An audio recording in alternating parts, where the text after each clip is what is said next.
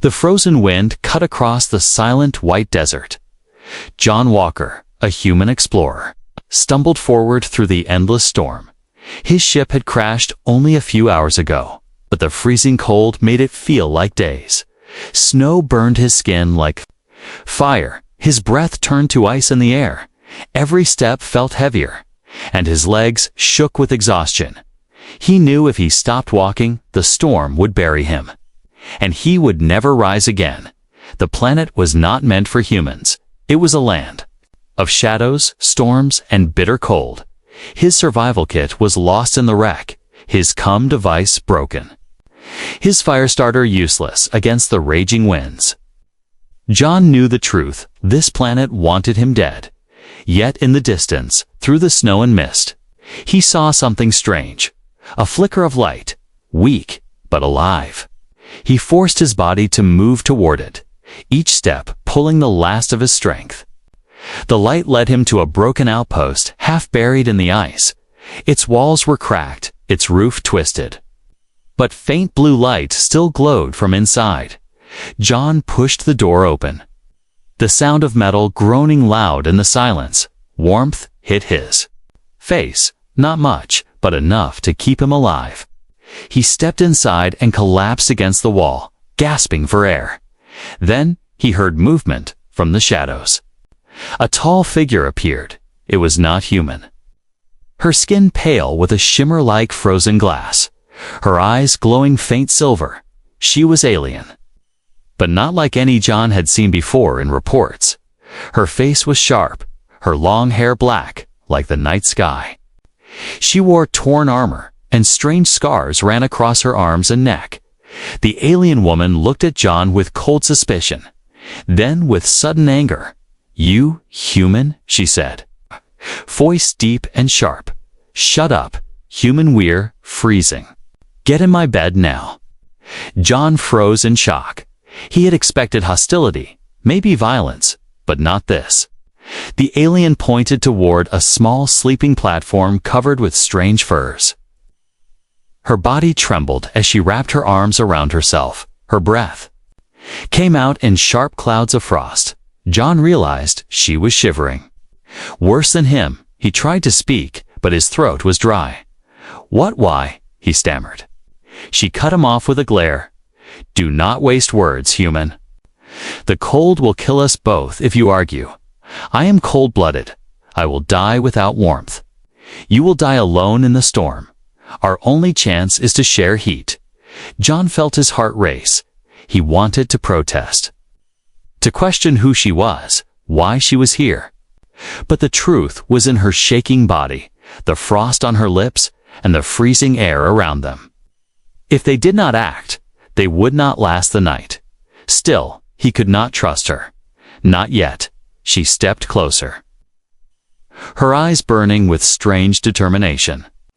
"I am not asking, human. I am ordering. If you wish to live, you will obey." John's mind raced. Who was she? Why was she exiled here? Why had fate thrown them together in this frozen grave? He knew nothing about her, nothing about this planet, nothing about what danger might come in the next hour. But he knew one thing. If he refused, both of them would freeze to death before dawn. The storm outside howled louder, shaking the outpost walls. Snow slipped through cracks in the roof, dusting the floor like falling ash. John felt his body trembling, his vision starting to blur. He looked at the alien woman, at her desperate eyes, and at the frost creeping across the metal walls. Every instinct told him this was madness, but survival was madness too. He slowly nodded. The alien woman grabbed his arm with surprising strength, pulling him toward the furs. Her skin was freezing to the touch, colder than ice. John shivered as he lay beside her. At first, it felt strange, alien, wrong. But slowly, the warmth between their bodies grew. Her breathing steadied, his heart slowed. The outpost lights flickered above them. The storm roared outside. Two enemies, strangers, bound by survival. John closed his eyes, but his thoughts would not rest. Who was she? What had she done to be left alone on this frozen world? Why did she look at him with both fury and desperation? And most of all, why did her first words sound less like a request for help, and more like the order of a soldier? The night dragged on, long and merciless. But as the storm screamed outside, John knew this was only the beginning. Something darker waited in the silence. Something hidden in the exile's past, and he, a human alone, had just stepped into it. The storm outside raged without mercy. The walls of the broken outpost shook, metal groaning like a wounded beast inside. The human and the alien lay close together, sharing what little warmth they could create. John's mind spun with questions, but none of them had answers. Every time he tried to speak, the alien woman silenced him with a look, sharp as a blade. Hours passed like minutes, until at last John whispered, "Who are you?" The alien turned her silver eyes toward him, and for the first time, he saw weakness behind the cold glare. "My name is Lyra," she said, her voice low and heavy. "I am exiled." The word struck John like a blow. Exiled. Exile meant danger. It meant crime. It meant betrayal. He shifted uneasily, wondering if lying beside her was not just survival, but a trap. Lyra seemed to sense his fear. "You think I am your enemy?" she said, her tone almost bitter. John stayed quiet, but the answer was written across his face. She sat up slowly, pulling a tattered cloak around her shoulders. "You do not understand this world, human. You will not last without me." John pushed himself upright, still shivering. "I didn't ask for your help," he said, though his teeth chattered with cold. Lyra's eyes narrowed, sharp as the ice outside. "Then go," she snapped, pointing toward the door. "Step into the storm and die alone. The cold will claim you before you take 50 steps. John looked at the shaking door, the snow drifting through the cracks, the endless storm beyond. He knew she was right. He had no supplies, no shelter, no chance of survival without her. The truth cut deep. His life now depended on this strange alien woman who had ordered him into her bed. A long silence stretched between them, broken only by the scream of the wind. At last, Lyra spoke again, her voice softer but edged with iron. "We are bound now, human, not by choice, but by need. I will not beg for trust. You will give it or you will die." John stared at her, torn between fear and curiosity. Her words carried command, not desperation, as if she was used to being obeyed. Yet her trembling hands betrayed her. He asked quietly, "Why were you exiled?" Her gaze darkened. The silver light in her eyes flickered with something unspoken. She shook her head slowly. "Not yet," she said. "You would not understand, and even if you did, you would not forgive me." The mystery pressed on John's mind like a weight.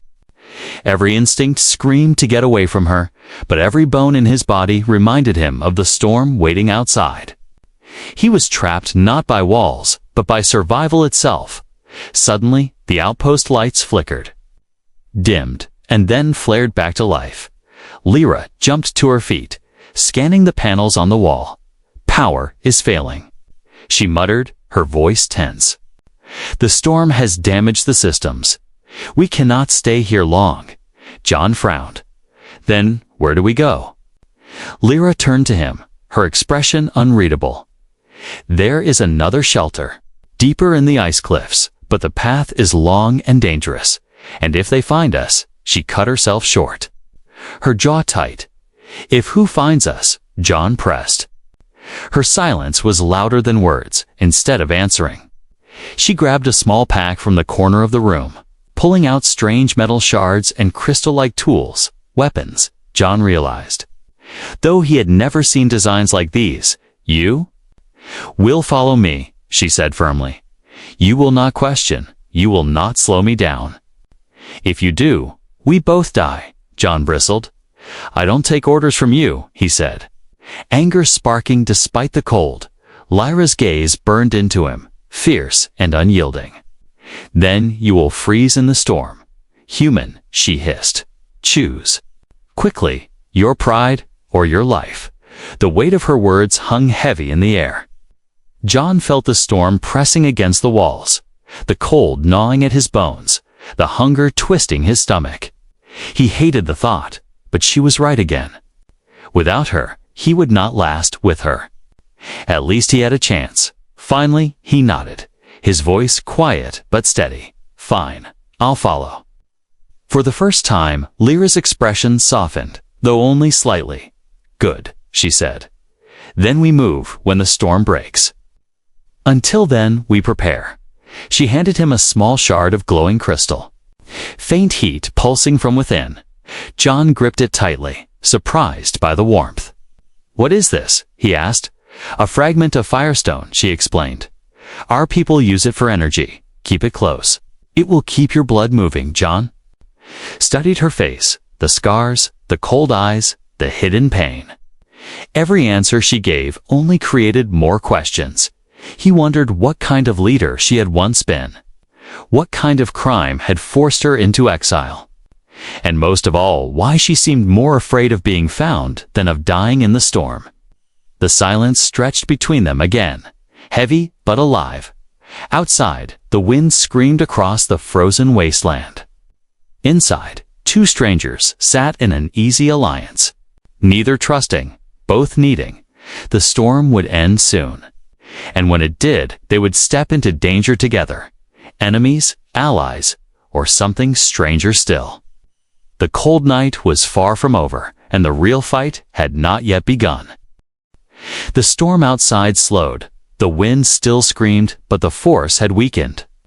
Inside the broken outpost, John sat near the dim light, clutching the firestone close to his chest. Warmth flowed into his body, but his mind remained restless.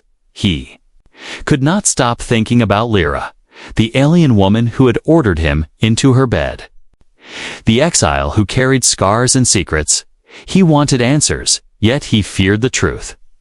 Lyra stood near the cracked window, her tall frame outlined by the flickering blue glow.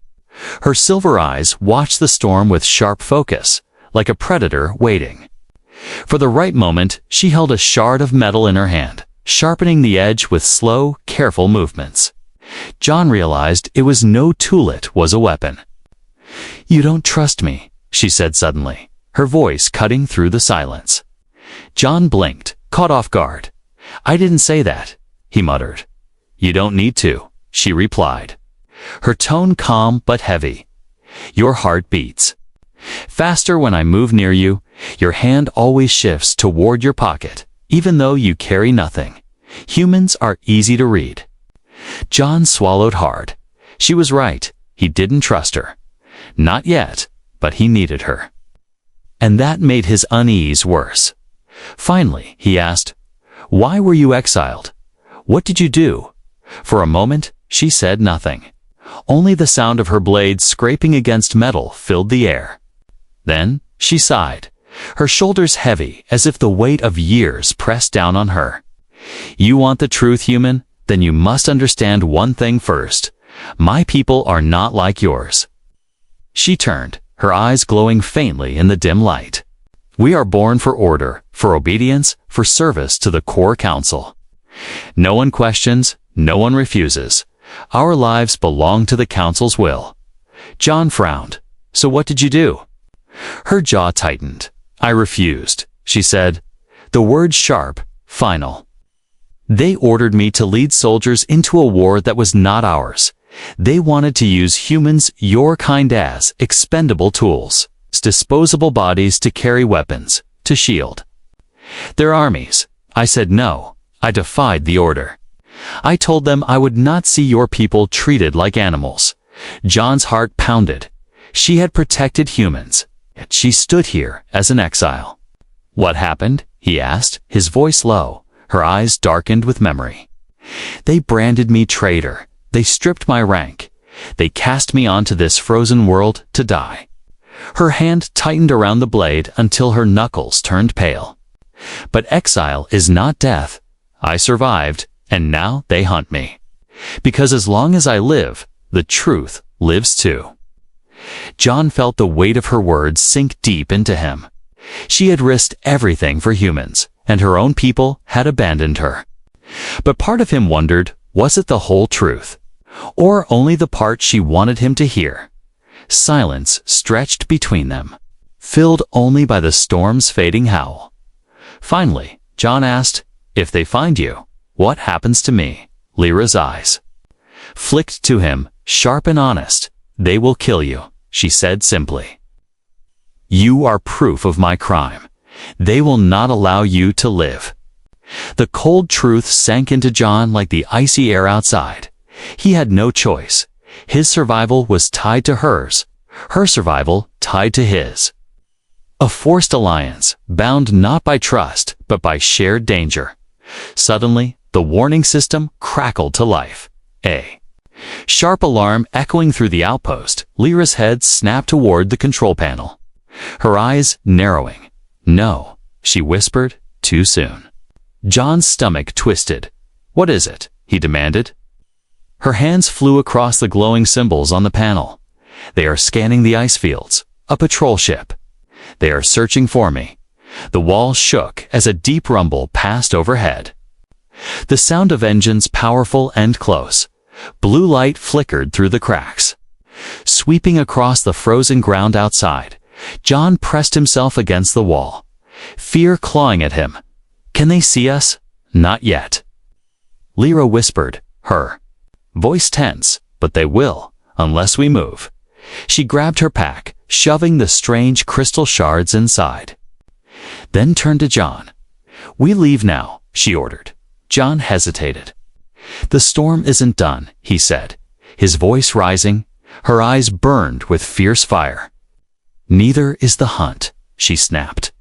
"Do you want to die here like a cornered animal, or fight for one more day?" John's body shook. Not from the cold, but from fear. He didn't trust her. He barely understood her. But he understood that truth death was closer than ever. Slowly, he nodded, forcing his legs to move. Lyra opened the heavy door, the storm winds bursting inside. Cutting across their faces, snow and ice rushed in. But beyond it was the dark expanse of the frozen wasteland. She glanced back at John one last time, her voice sharp but steady. "Stay close to me, human. If you fall behind, they will find your body frozen before the dawn." John tightened his grip on the firestone, his breath misting in the freezing air. Fear and doubt swirled inside him, but so did something else, curiosity, even a strange sense of respect. She had risked her life for humans once, and now his life rested in her hands as they stepped into the storm. The broken outpost behind them, John realized something. The exile's secret was not just about her people, not just about the war. It was about him too. About the choice he would have to make, to trust her or to watch them both fall to the ice. The frozen world stretched ahead, endless and merciless, but somewhere in the shadows. The hunters drew closer, and the exile's secret was only the beginning of a much greater danger. The frozen wilderness stretched out like an endless grave. John followed Lyra through the storm, his boots sinking into snow that reached his knees. The firestone pulsed faint heat against his palm, the only reason his body still moved. Above them, the sky was a swirling sea of white and gray, broken only by the distant shadow of a patrol ship circling like a vulture. Every sound echoed through the ice. Every crunch of snow underfoot felt like a signal to the hunters above. Lyra moved quickly, her steps sure and silent. As if she had walked these paths 100 times, John stumbled after her, his breath ragged. His lungs burning. The storm had weakened, but the cold was merciless, cutting into his bones like knives. Still, it was not the cold that troubled him most. It was the silence. Lyra had spoken little since leaving the outpost, her eyes always scanning the horizon, her hand always near her weapon. It was as if she expected death to step out from the storm at any moment. Finally, John could not bear the silence. "How long until we reach this shelter?" he asked, his voice rough. Lyra did not look back. "If we are lucky, before nightfall," she replied, her tone flat. "And if we are not lucky?" John muttered. She paused for only a second before answering, "Then we die." The words sent a chill, colder than the wind, down his spine. He wanted to ask more, but before he could, Lyra raised her hand sharply. Signaling him to stop, her silver eyes narrowed, staring into the snow ahead. John froze, heart pounding. "What is it?" he whispered. She crouched low, brushing her hand across the snow, then lifted her fingers. Faint blue dust shimmered against her skin, glowing softly in the dim light. Her voice was tense. "They have been here." John frowned. "Who?" She turned to him, her expression grave. "The hunters," as if to answer, a low hum filled the air, vibrating through the ground beneath their feet. John's eyes darted to the sky, through the curtain of snow. He saw the patrol ship sweeping overhead, its searchlights slicing across the frozen land. The light passed close to close before moving on. John pressed himself against the ice, holding his breath until his lungs ached. Beside him, Lyra stayed perfectly still, her hand gripping her weapon, her eyes sharp as blades. When the light faded, John exhaled shakily. "They almost saw us," he whispered. Lyra shook her head. "They are not searching blindly. They know I am here. They are closing in." Her words made John's stomach twist. This was no random patrol. This was a hunt, and he was caught in the middle. He had thought of himself as unlucky to survive the crash, but now he wondered if survival had been the worst fate of all. They moved quickly, deeper into the frozen cliffs, the walls of ice rising high around them, glowing faintly with trapped light. The path narrowed. The wind howled louder. Lyra led with swift, determined steps, her cloak whipping in the storm. John followed, but unease grew in his chest. Her secret was no longer just hers. It was his too, and the hunters would not care. If he was innocent, they would kill him simply because he walked beside her as night began to fall.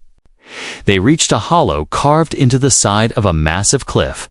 The entrance was small, hidden behind sharp icicles, but inside stretched a wide cavern glowing faintly with frozen crystal. It was colder than the outpost, but it was shelter. John collapsed onto the ground, gasping for air, his body screaming for rest. Lyra, however, did not rest. She stood at the entrance, scanning the horizon, her face carved from stone. Finally, John spoke, his voice tired but sharp. "Tell me the truth. Are we even going to survive this?" Lyra looked at him, her silver eyes unreadable. "Survival is not given. Human, it is taken. We live only if we are willing to fight." John clenched his fists, frustration boiling inside him. "I didn't ask to be part of this war. I didn't ask to be hunted." Her voice cut him off like a blade. "Neither did I," she said, her tone low and bitter. "I did not choose exile. I did not choose betrayal, but I will not kneel to their cruelty. And now you," she paused, her voice tightening, "you are part of this whether you wish it or not." John wanted to argue, but before he could, a faint sound echoed from outside. A crunch of snow, slow and heavy. He froze, his eyes darting to the entrance. Lyra raised her weapon, her body tense, her breath sharp. The sound came again, closer this time. Not the storm, not the wind. Steps, deliberate and hunting. The glow of the cavern crystals reflected faint shadows near the entrance. John's heart thundered in his chest. "They found us," he whispered. Lyra's expression hardened. "No," she said, her voice steady as stone. "They are testing us. They want us to panic. They want us to run. But we will not." Her words hung in the frozen air like a challenge. John realized in that moment Lyra was not just a survivor. She was a warrior. Her exile had not broken her. It had sharpened her, and now, in the frozen dark, danger was no longer a distant shadow. It was here, breathing at their door. The storm roared outside, the cavern shook, and the hunters waited just beyond the ice. John tightened his grip on the firestone, his fear burning into determination. He did not know what tomorrow would bring, but he knew one thing. The signs of danger were no longer warnings. They were promises. The cavern was silent except for the sound of John's breathing. His hands clutched the firestone, its glow faint against the endless walls of ice. Outside, footsteps still echoed, faint but steady, shadows passing across the frozen entrance. The hunters had not attacked yet. They were waiting, circling like wolves. The waiting was worse than the storm, worse than the cold. It was the silence of death drawing closer. Lyra stood like a statue at the mouth of the cavern, her weapon steady in her hands. Her silver eyes glowed faintly in the reflection of the crystals. John watched her, seeing something more than survival in her face. There was anger, there was pain, and behind it all, there was memory. He knew she carried something she had not yet said. Something that burned inside her like fire hidden beneath ice. Finally, John broke the silence, his voice low. "They're here for you. Not me. If I walk away, maybe they'll let me live." Lyra did not turn, but her voice was sharp as ice. "You would not live an hour. Human, they will not spare you. They cannot. You are proof. You are witness." John's chest tightened. Proof of what? He demanded. This time, she did turn, her silver eyes locking on him with a storm of their own. "The truth," she said, her voice trembling not from cold, but from fury. "The truth I carry. The truth they want buried under ice and silence." She stepped closer, her weapon lowered now, her face shadowed by the crystal light. "My people did not only plan to use humans as tools, they have already begun." John's stomach twisted. "What do you mean?" Her hands shook as she pulled a thin crystal shard from her pack. Holding it out to him, inside the shard, light moved like frozen fire. But the images that flickered made John's blood run cold. He saw rows of humans standing in lines, their eyes blank. Strange collars wrapped around their necks. Machines controlled their bodies, forcing them to move, to fight, to kill without will. He saw alien soldiers watching, commanding, testing their obedience. He saw battlefields filled with human bodies, used like weapons until they broke. John staggered back, his breath ragged. "No, no. That's impossible." Lyra's voice was heavy, thick with rage. "It is not impossible. It is real. They wanted an army that would not question, and your kind became their answer. I stood against it. I shouted before the council. I warned them that no being deserved such chains. For that, they called me traitor."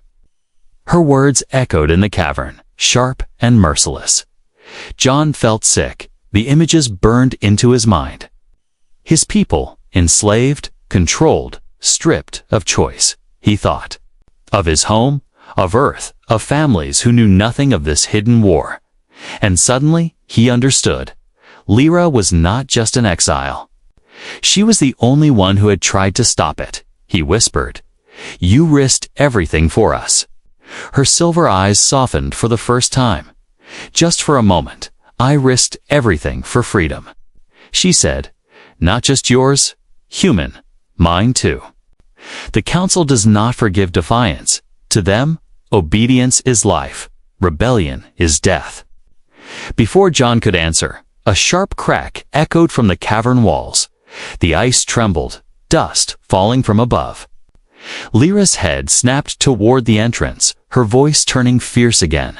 "They are done waiting. They are coming."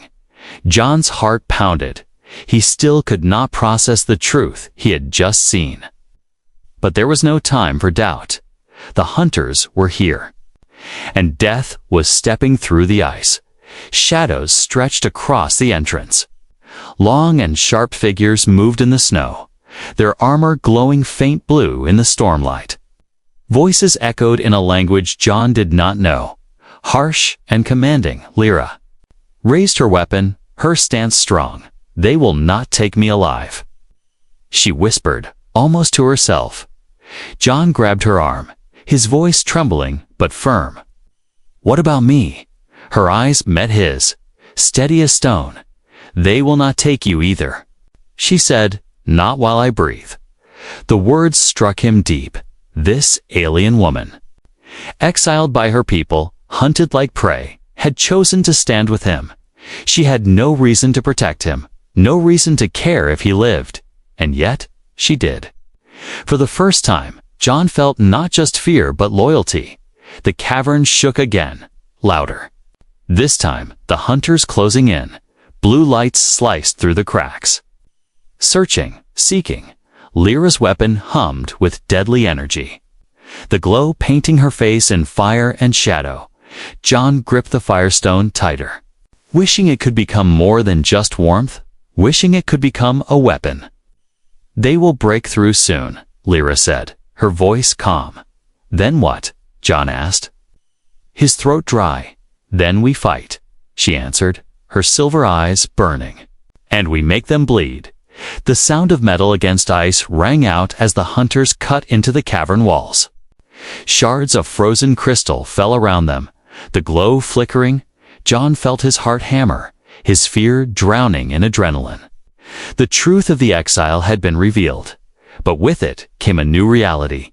He was no longer just a survivor of a crash. He was a witness to war, and in this frozen cavern, he would have to choose to run or to fight beside the exile. The walls split with light, the hunter's shadows falling long and sharp inside. Lyra lifted her weapon high, her voice steady as steel. "This is where we stand. Human, do not falter. Do not fear. Today, we show them that even ice can burn." And with that, the cavern doors shattered, and the storm of war stepped inside. The cavern walls split apart as energy blades cut through the ice. The sound was sharp, like glass screaming. Shards rained down. Scattering across the frozen floor, John backed away, his chest pounding, his hands shaking around the firestone. Beside him, Lyra raised her weapon, her silver eyes burning with cold fire.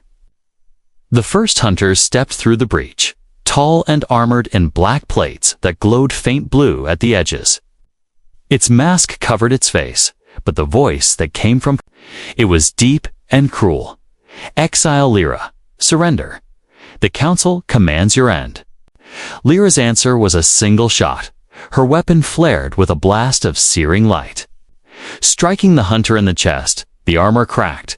The figure stumbled back into the storm outside, smoke curling from the wound before John could breathe. Two more hunters stormed in, their blades glowing bright. "Stay behind me," Lyra shouted. Her body moved like water, swift and precise, her weapon cutting arcs of light through the cavern. The hunters struck back, their blades crashing against the ice, sparks flashing in the shadows.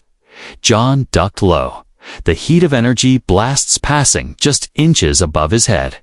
His ears rang, his heart thundered. Fear threatened to drown him. But then he saw her. Lyra fought with fury, each strike sharp, each step fierce. She was not just fighting to live. She was fighting to prove something. Every blow carried rage. Against her hunters, against her council, against exile itself, she had chosen war instead of surrender. And now death itself trembled before her. One hunter lunged toward John, its glowing blade raised high. John froze, his body locked by terror. But before the strike could fall, Lyra spun, her weapon slicing across the enemy's side. The hunter collapsed in sparks and smoke, falling. At John's feet, she glared at him, her voice sharp. "Do not stand still. Human, move, survive." More hunters poured in, 5, 6, maybe more, their shadows flooding the cavern. John scrambled to the side, grabbing a sharp shard of ice from the ground. It was no weapon, but it was all he had. He pressed against the wall, his breath shaking, his mind racing. He had never fought, never killed, but if he did nothing, he would die. The cavern roared with battle. Lyra's weapon lit the walls with fire and shadow, her body spinning, dodging. Striking, the hunters closed in, blades flashing, voices shouting in their harsh language. John saw one slip behind her, raising its weapon to strike her back without thinking. He threw the shard of ice with all his strength. It struck the hunter's arm, just enough to break its aim. Lyra spun instantly, her weapon flaring, blasting the enemy down in smoke. Her eyes met John's, a spark of surprise in the fire. "You fight after all?" she said. John's chest heaved. His throat raw. "Not well," he gasped. "Enough," she replied. Before turning back to the next foe, the battle raged. The cavern. Walls glowing from the storm of energy, the hunters fought with discipline. But Lyra fought with rage. Her exile had taken her name, her rank, her home, but not her fire. Every strike she made carried defiance. Every breath carried survival. John watched her and felt something grow inside him, not just fear, but loyalty. Even pride, but numbers pressed harder for every hunter she struck down.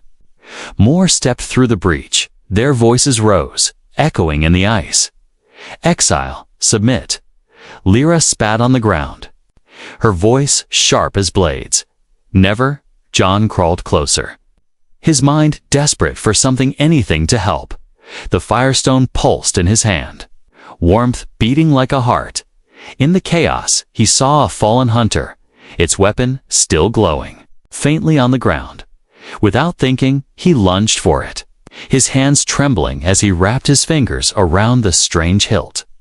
The weapon hummed, vibrating in his grip. It felt alive, too heavy, too strange, but it answered his touch with light. Another hunter charged toward him. Its blade raised, John swung wildly, the weapon clashing against the enemy's strike. Sparks bursting in his face, the force nearly tore the weapon from his hands, but he held on, his arms screaming with effort. He shouted, fear and anger mixing into one sound, and pushed with all his strength. The blade slid across the hunter's chest, sparks flashing as it fell.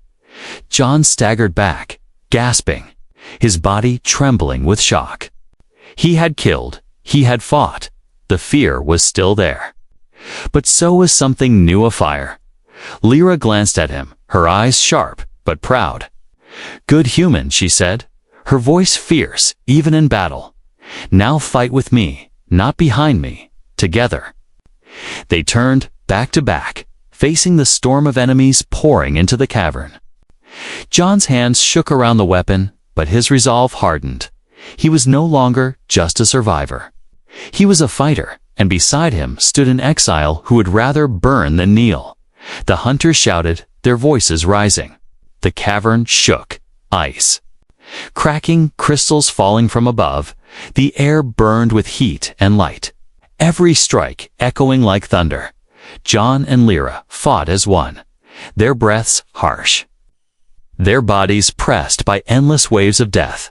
The night had become fire in the ice, a storm of steel and rage, and through the chaos, John realized something. This was not just survival anymore. This was war. The cavern was fire and ice. Hunters fell, their armor shattered, their bodies smoking in the frozen air, but more kept coming, shadows flooding through the broken walls, voices roaring with orders. John's arms ached as he swung the stolen weapon, his breath tearing through his chest. Every strike felt like it would be his last. But still, he fought, because beside him, Lyra refused to fall. Her movements were slowing, her weapon dimming as its power drained. Blood ran from a cut across her shoulder, staining the ice beneath her. Still, she stood tall, silver eyes blazing. Every strike a promise of defiance. John fought harder, refusing to let her stand alone. Back to back, they carved through the storm. But the numbers were endless. "We can't hold them," John gasped. "I know," Lyra answered, her voice steady. "Then we do not hold, we break free." She reached into her pack and pulled a shard of crystal larger than the firestone. It glowed bright, pulsing with raw power. "What is that?" John asked, fear in his voice. "A sun heart," she said quickly. "Energy enough to collapse this cavern. It will bury them and give us a chance." John's eyes widened. "Bury them. It will bury us too." Her silver eyes locked on his, fierce and certain. "Not if we move fast. Trust me, human," before he could argue. She hurled the crystal into the heart of the cavern. The glow spread, cracks of light racing across the frozen walls. The hunters shouted, some trying to retreat, others charging faster, desperate to stop her. Lyra grabbed John's arm, pulling him toward the far side of the cavern. "Run," she ordered, her voice sharp as the storm. The ground shook, walls splitting, shards of ice crashing down around them. John stumbled, nearly falling. But Lyra dragged him forward with strength that seemed impossible for her wounded body. Behind them, the crystal exploded in light. The cavern roared as if the planet itself was breaking apart. Hunters screamed, their voices drowned by the thunder of collapsing ice. John and Lyra burst through a narrow tunnel as the cavern behind them caved in. The light swallowed the hunters, the storm of falling ice burying them under tons of frozen stone. The sound was deafening, the world shaking as if it would tear itself apart. Then, silence. John collapsed onto the snow, gasping, his chest burning. He looked back. The cavern was gone, sealed by a mountain of ice. No hunters followed, no voices echoed. Only the storm remained. They had escaped. Barely, Lyra knelt beside him, her breathing heavy, blood dripping from her shoulder. Her face was pale, her body trembling, yet her eyes still held fire. "We are not safe," she said, her voice weak but steady. "They will send more. The hunt never ends." John pushed himself up, his body aching, his heart still racing. "You saved me," he said quietly. She looked at him with surprise, then shook her head. "No, human, you saved me. You fought when you should have run. You stood when you should have fallen. You chose me." Her words struck him deeper than the cold ever could, for the first time since the crash. John felt something stronger than fear. He felt purpose, far. Above them, the clouds shifted, revealing dark shapes in the sky, ships larger than the patrol, their engines glowing red against the storm.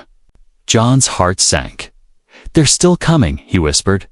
Lyra followed his gaze, her jaw tightening. "Yes, they will not stop. Not until I am dead. Not until your people are chained." She staggered to her feet, leaning against the cliff wall for support. Her voice trembled with pain. But her will was iron. "We have no choice now. Human, no more running. We must fight. Not just for us, for every life they would break." John rose slowly, the weapon still in his hand. Heavy but familiar now. He looked at her, at the exile, who had been cast aside by her people, who had risked everything for humans she had never known. And he made his choice. "Then I fight with you," he said firmly. His voice strong despite the storm. For a moment, the harshness in her face softened. Her silver eyes shimmered with something almost human gratitude, maybe even hope. Then, "We are no longer exile and stranger," she said, her voice quiet. "We are rebels." The storm howled across the frozen cliffs. The sky filled with the glow of hunting ships. John and Lyra stood together, broken, bleeding, but unbroken in spirit. The ice world had not claimed them. The hunters had not ended them. And now, something new had begun. Two lives bound by survival, two hearts bound by defiance. An exile and a human, standing at the edge of war, as the red lights of the ships grew brighter in the clouds. John tightened his grip on the weapon. His fear was still there, but it no longer controlled him. Beside him, Lyra lifted her weapon once more, her voice sharp against the storm. They think we are weak. Human, they think we will bow. Let us show them how wrong they are. The frozen night stretched ahead, filled with danger, filled with war. But for the first time, John felt ready. Because he was no longer just fighting to survive, he was fighting for freedom.